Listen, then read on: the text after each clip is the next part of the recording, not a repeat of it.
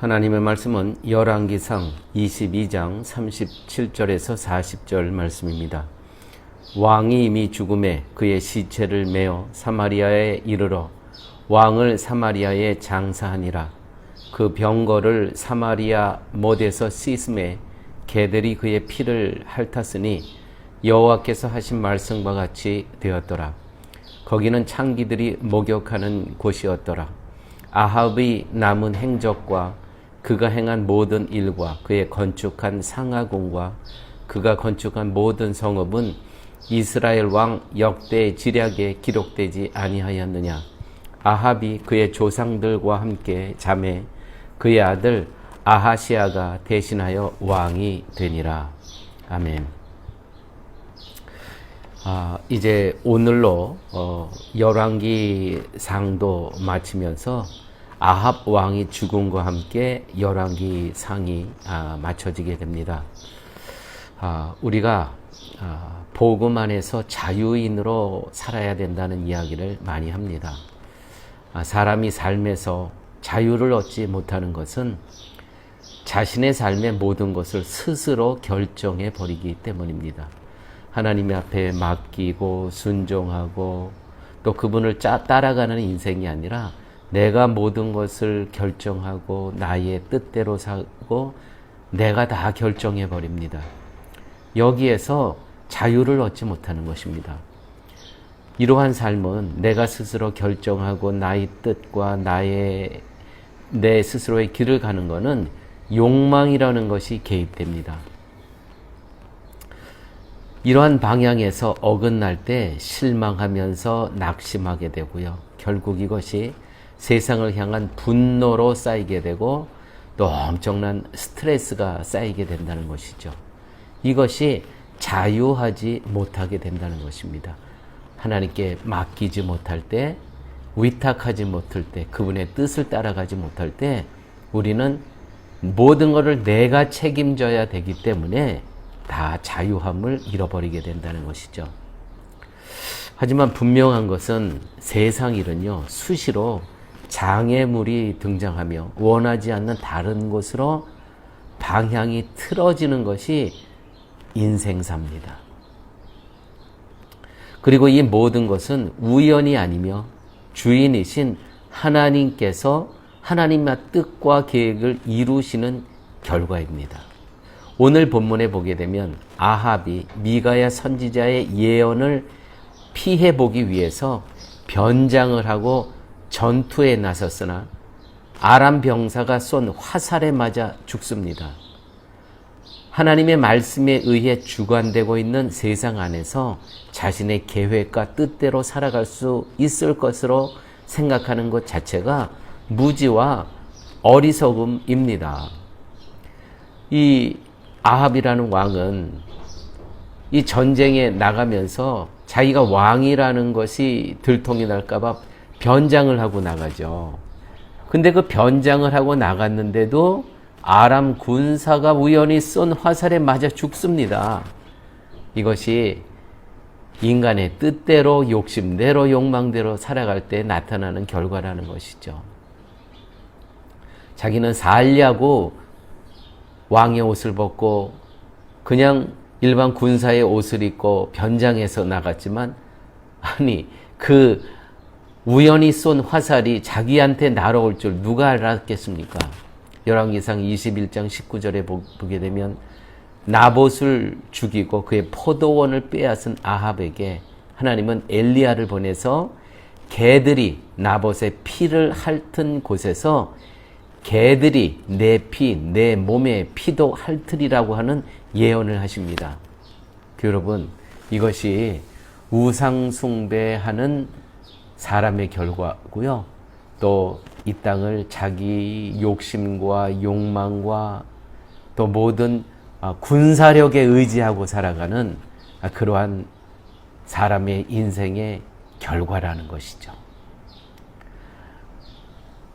이 열왕기상 22장 31절에서 37절에 보면 병거라는 단어가요 7번 계속 나옵니다. 병거를 타고 이 아합 왕에 대해서 이렇게 표현을 하는 거예요. 힘을 의지했다는 것이죠. 여러분, 우상 숭배자들은요, 다 세상에 힘을 의지하는 것입니다. 반면에 성도는 하나님을 의지하게 된다는 것이죠. 여기에 큰 차이가 있습니다. 아합 왕은 자신이 화살에 맞을 것을 전혀 예측하지 못했습니다. 왕의 복장을 하지 않고 있기 때문에 적군이 자신에게 관심을 두지 않을 것이라고 생각했습니다. 더군다나 유다 왕 여호사밧으로 하여금 왕복을 입고 전투에 나서게 했으니만큼 적군의 관심은 여호사밧에게로 향할 것이었다는 것이죠. 그렇게 상상을 했습니다. 그게 당연하죠. 그게 상식이죠. 그런데 전혀 예측하지 못했던 일은 적군이 우연히 쏜 화살이 자신에게로 날아왔다는 거죠. 아합 왕에게. 이처럼 인간의 계획과 수단과 예측을 뛰어넘은 채 오직 하나님의 말씀대로 되어져 가는 것이 세상의 현실이라는 것입니다. 세상은 이것을 우연이라고 얘기합니다. 사람의 입장에서 우연한 일들은 하나님 편에서 모두 필연이라는 거 기억하십시오. 왜냐하면 세상의 모든 일은 하나님의 계획하신 대로 이루어지는 것입니다. 따라서 사람은 어떤 경우에도 자신의 능력으로 살아가는 것은 없습니다. 성도는 하나님을 사랑하는 자고 뜻대로 부르심을 입은 자들에게는 모든 것이 협력하여 선을 이루느니라. 로마서 8장 28절 말씀입니다. 신자에게는 어떤 일도 그 일이 전혀 예측하지 못한 고통을 안겨준 것이라 해도 불행이란 있을 수 없습니다. 왜냐하면 결국은 우리에게, 성도에게는 하나님의 선을 이루시기 위한 수단과 방법으로 주어진 것들이기 때문이라는 것이죠. 신자는 우연의 사건 속에 방치되지 않습니다. 절대로 방치되지 않습니다. 하나님의 필연에 붙들려 살아간다는 것입니다. 내버린 존재가 아니라는 것입니다. 하나님께서 불꽃 같은 눈동자로 성도를 지켜보고 계신다는 것입니다. 그래서 믿음은 평안을 가져다 준다는 것이죠. 믿음은. 왜요? 하나님의 손에 붙들려 있기 때문에 믿음이 있는 자는요, 평안하게 평안을 누리며 살아갈 수 있다는 것입니다. 신자의 인생은 결국 하나님의 선을 이루는 것으로 완성이 됩니다. 그래서 신자가 자신의 인생에서 벌어질 하나님의 뜻을 구체적으로 알 수 없다고 해도 미래에 대해 불안해할 이유가 전혀 없습니다. 모든 것이 협력하여 선이 이루어지기 때문이라는 것이죠. 오늘 22장 38절에 개들이 아합의 피를 핥는 곳은 창기들이 목욕하는 곳이라고 오늘 기록되어 있죠. 제가 다시 한번 오늘 본문을 읽습니다. 왕이 이미 죽음에, 이 아합 왕이 이미 죽음에 그의 시체를 메어 사마리아에 이르러 왕을 사마리아에 장사하니라. 그 병거를 사마리아 못에서 씻으며, 병거도 사마리아 그 연못에서 씻습니다.